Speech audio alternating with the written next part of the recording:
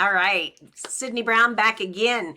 So, as you know, researching is so important when it comes to nonfiction. You need to be able to cite properly the resources where you got your information. You need to be able to give credit where credit is due, because not only is it ethically right, it is legally required. So make sure that you do citations so that you are not guilty of plagiarism.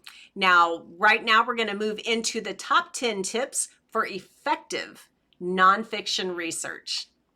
Number one, define your research objectives. Now, by that, I mean, don't just jump in and start, kind of going from this site to this site to that site and kind of just, reading. That could be fun sometimes, but if you're doing this for a book, your time is your money, and you need to make the most efficient use of your time. So define your objectives, establish clear research goals and questions that you need to get answered so that you can write your book. So as you do that, number two, create a research plan. Now, a research plan may not sound fun, and unless you enjoy research, it may not be fun, but it is absolutely vital. So you want to develop a structured plan that outlines the methods, the resources, and the timelines of the research that you're going to allow yourself to do for your book project. Number three, organize your materials. Now, this may not seem like it's really that big of a deal because you're just sitting here on the internet and you're just going from site to site to site. But even if it's only, creating a new folder on your browser and putting all the bookmarks within that specific folder, you need a way to stay organized in there. Use tools like Evernote, Zotero, OneNote to store, categorize, and to notate your research. Keep everything as organized as you can, because there's going to come a time when you'll be like, oh my gosh, I need to say, and then you can't find again the thing that you wanted to put in there. And because of that, you're either going to have to put it in there and not cite it, which is not a good idea, or you're going to have to throw it out entirely, or you might search it and find it again. But a lot of the times I've found that I never find that one thing again. And it's just so frustrating when you had the perfect quote or the perfect statistic and you can't find it again. Don't fall into that. Make sure that you have your stuff organized and a great system of tracking. I often do an Excel sheet or a Google sheet, and I'll put, the URL, the topic, the URL, and then just a 2 or 3 sentence. And then if there's a specific statistic, then I will put that statistic in a cell as well. And then that way I know, and then I'll also have obviously a cell for the URL that I can immediately go back to and resource it again. There's so many easy ways to stay organized. It's just inexcusable not to be organized. Number 4, evaluate your sources. So you want to assess the credibility, the accuracy, the relevance of your sources by considering the factors like, is the author of this, are they an expert, or are they someone who just, pulled it from their hip and just shot it into the internet? You don't know. You have to do your diligence and research them. Figure out if they are an expert. If they're not an expert, then you have to put that away. Find another one that is an expert. It's just the internet. I mean, that's almost enough said. There's so much made up stuff out there. Do your diligence, evaluate your sources, and just kind of, see, is it recent? If it's not in the last 3 to 5 years, if it's from 20 years ago, it may have been accurate then, but is it accurate today? Things like that. Just make sure you do your diligence with evaluating the sources. Number 5, maintain a research log. And this is kind of what I was talking about a second ago. Keep a log of all of the things that you've searched, where you found them, the URL, what it told you in your own words so that you understand it. And then if there's any specific quote that you want in there, things like that. A research log, amazing. It will save your life and your sanity. Number 6, be open-minded. And by this, when you approach research, you're supposed to be going in there as almost a clean slate. You may have an opinion. You probably have an opinion, to be honest, but you're open-minded enough because you're there, you're looking for facts. And sometimes what people say is a fact isn't. And it's just super important that as you do this, you're open-minded enough to know that when you read this, you're like, really? And then you look, a little bit more, keep reading, and you might, say, huh, and then find another site and another site.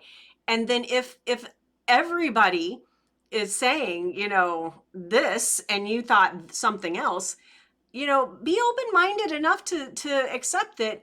I wonder if I just made my decision or my opinion on something else, and wow, I didn't realize I was so far off.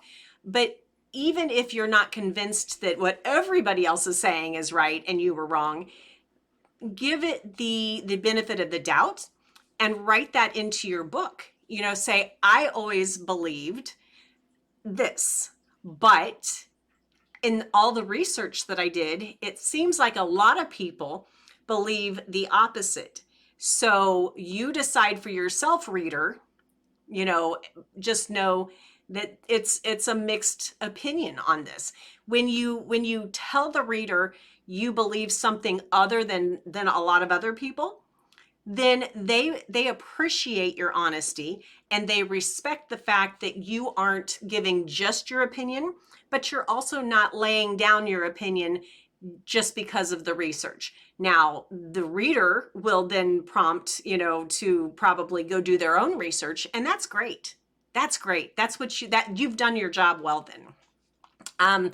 Number 7, acknowledge and address biases. And this is, recognize any potential biases that you have in your research material, your personal perspectives. Now, this is, again, kind of like what I was just talking about. If you, I'm gonna throw out the shots. If you are